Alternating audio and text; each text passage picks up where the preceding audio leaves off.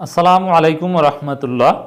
20 December 23, এক সপ্তাহের মধ্যে বড় কিছু ঘটবে। বিদেশিরা এসব কি করছে? এ কেমন ইঙ্গিত? বিদেশিদের সজাগ দৃষ্টি, বিদেশিরা তাকিয়ে আছে। এক সপ্তাহের মধ্যে, আগামী এক সপ্তাহের মধ্যে রাজনীতিতে অনেক কিছুই ঘটবে। স্বয়ং নির্বাচন কমিশন এটা স্বীকার করছে, কিন্তু কি ঘটবে এটা বলার সাহস পাচ্ছেন না, এড়িয়ে যাচ্ছেন। মনে পড়ছে সেই জিএম কাদেরের কথা। জিএম কাদের যখন ভারত সফরে গিয়েছিলেন, তা ভারত থেকে ফিরে বিমানবন্দরে যখন সাংবাদিকদের প্রশ্নের মুখোমুখি হয়েছিলেন, তখন ভারতের সাথে কি আলাপ হয়েছে তিনি সেটা বলতে সাহস পাচ্ছিলেন না। তিনি বলছিলেন না, তাদের অনুমতি ছাড়া বলা যাবে না। চিন্তা করেছেন, একটা স্বাধীন দেশের নেতা ভারতের অনুমতি ছাড়া কি আলাপ হয়েছে, তিনি সরকারের কোনো স্পর্শকতার কোনো দায়িত্বও ছিলেন না। তিনি একটা রাজনৈতিক দলের নেতা হিসেবে সফরে গিয়েছেন, সেটা বলতে পারছেন। মানে ভাগ বাটোয়ারা হয়েছে দিল্লিতে বসে। এই যে এখন ভাগ বাটোয়ারা দেখেন, এগুলোর অনেক কিছুই ভিত্তিপ্রস্তর স্থাপন হয়েছে কয়েক মাস আগে জিএম কাদের যখন দিল্লি গিয়েছিলেন। অনেকটা এরকমই বলতে পারছে না, বলছেন যে অনেক কিছু ঘটবে, কিন্তু কি ঘটবে সেটা নির্বাচন কমিশন বলতে পারছেন না। এই জন্যই আমাদের বিশ্লেষণের প্রয়োজন, আসলে এক সপ্তাহের মধ্যে কি ঘটতে পারে, বিদেশিরা কি করবে, কি ইঙ্গিত পাওয়া যায় নির্বাচন কমিশনের বক্তব্যে।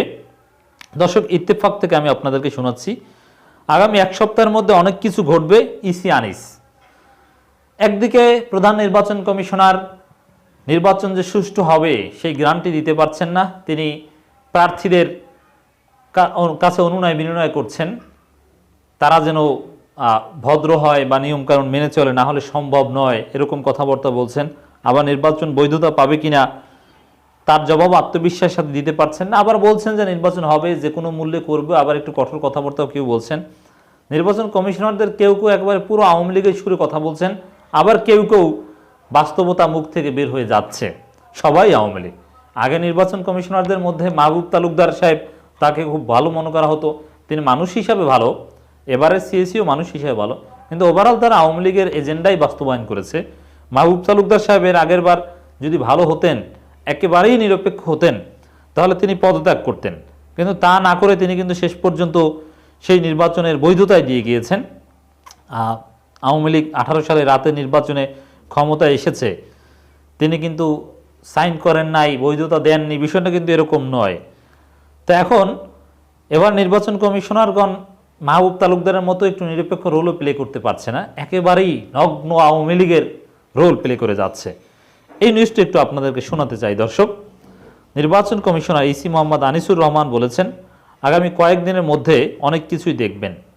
আগামী এক সপ্তাহের মধ্যে দেখবেন অনেক জায়গায় অনেক কিছু ঘটে গেছে, এটুকু আমি বলবো, এর বেশি কিছু বলছি না।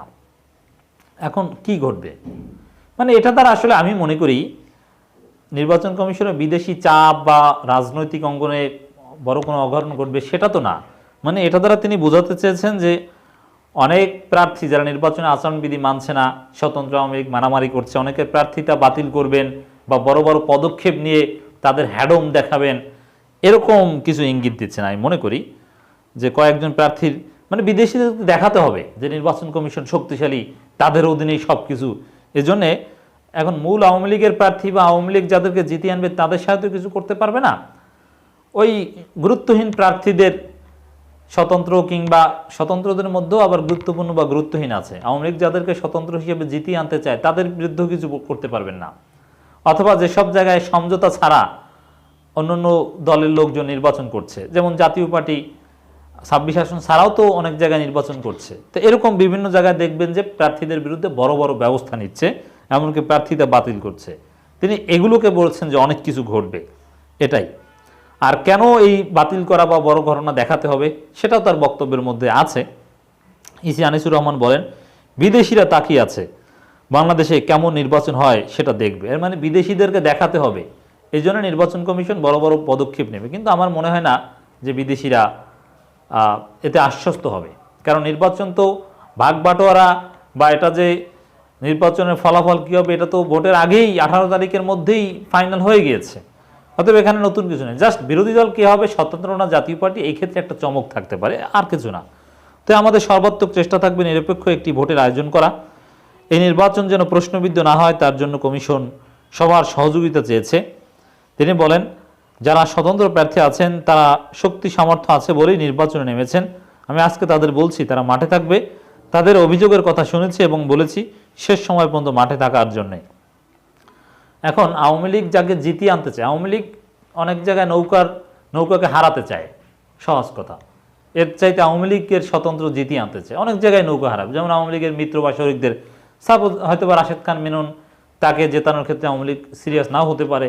এমনকি ব্যারিস্টার শাহজাহান ওমরকে যদি হারিয়ে দেওয়া হয় অসম্ভব কিছু হবে না। এখন এরকম কিছু নৌকার প্রার্থীর বিরুদ্ধে ব্যবস্থা নিলেও নিতে পারে। এই জন্য স্বতন্ত্রদেরকে আশ্বাস করছে।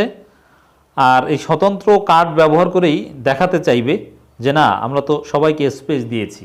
স্বতন্ত্রদেরকে মজলুম হিসাবে দেখিয়ে তাদেরকে জিতিয়ে এনে হিরো হবে নির্বাচন কমিশন।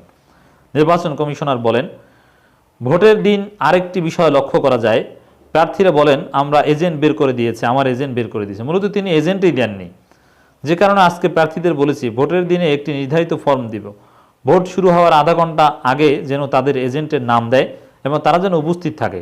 ভোট শেষ হওয়ার পর গণনা পর্যন্ত এজেন্ট থাকতে হবে এবং ফলাফলে সই দেবে। এই যে কথাটা, যে এজেন্টই দেন নাই, বলছেন যে এজেন্ট বের করে দিয়েছে, এই কথাটা নির্বাচন কমিশন মিথ্যা কথা বলেছেন।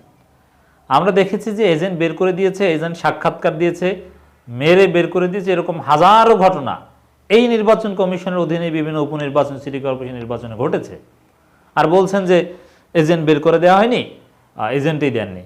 মানে একেবারে আওয়ামী লীগের চাইতো একেবারে কঠিন সুরে তাদের সুরে সুর মেলাচ্ছে, বা আওয়ামী লীগের চাইতো বড় আওয়ামী লীগ, সেরকমই মনে হচ্ছে। প্রার্থীদের অভিযোগ সম্পর্কে তিনি বলেন, আমাদের কাছে অভিযোগ আসছে, আমরা অভিযোগগুলো তদন্ত করে দেখছি। অনেকগুলো সেগুলো মামলা হচ্ছে, পুলিশ বাদী হয়ে মামলা নেবে না, কারণ পুলিশ তো সরকারের পক্ষের লোক, যিনি অভিযোগকারী তাকেই থানায় গিয়ে অভিযোগ করতে হবে। এখন অভিযোগ করলে তো পরবর্তীতে তিনি আবার মার খাবেন, যদিও এখানে আওয়ামী লীগ নিজেরাই তো অভিযোগ করতে অনেকে সাহস পাবেন না। যা হোক, নানান কথাবার্তা বলছেন। এছাড়া দেখেন নির্বাচন কমিশনারদের কথাবার্তা একেবারেই আওয়ামী লীগের মতো। সন্ত্রাস করে নির্বাচন প্রতিহত করা যাবে না, ইসি আলমগীর। এই ইসি আলমগীরের কথাটা একেবারেই আওয়ামী লীগ নেতাদের সাথে খুব সুন্দরভাবে মিলে যায়। সন্ত্রাস করে নির্বাচন প্রতিহত করা যাবে না। আচ্ছা, নির্বাচন প্রতিহত করার কথা কে বলেছে? বিএনপি জামাত বলছে তারা শান্তিপূর্ণ আন্দোলন করছে, তারা ভোটাধিকার ফিরে পাওয়ার দাবিতে। আর ইসি একেবারে আওয়ামী লীগের সুরে বলছেন সন্ত্রাস করে নির্বাচন প্রতিহত করা যাবে না। বিএনপির নাম না নিলেও প্রকাশ্যেই বিএনপির বিরুদ্ধে বলছেন, এবং তিনি কিন্তু অতীতেও যেসব কথাবার্তা বলেছেন নানান সময় বিএনপিকে ভোটে আনার বিষয় ইত্যাদি ইত্যাদি, একটু নেতিবাচক কথাই বলেছেন। সিইসি তো নিজে আওয়ামী লীগের পছন্দের লোক হলেও তিনি নিরপেক্ষ বলার চেষ্টা করেন, কিন্তু ইসি আলমকে নিরপেক্ষ বলার চেষ্টাও করেন না। যাই হোক দর্শক, আগামী এক সপ্তাহের মধ্যে ওই কৃত্রিম দামি পদক্ষেপ নেওয়ার মতো কিছু ঘটনা ঘটবে, আর বিদেশিরা সেগুলো বুঝে যাবে। লাভ নেই, বিদেশিদেরকে কনভিন্স করা যাবে না, সেরকমই ইঙ্গিতই আমরা দেখতে পাচ্ছি।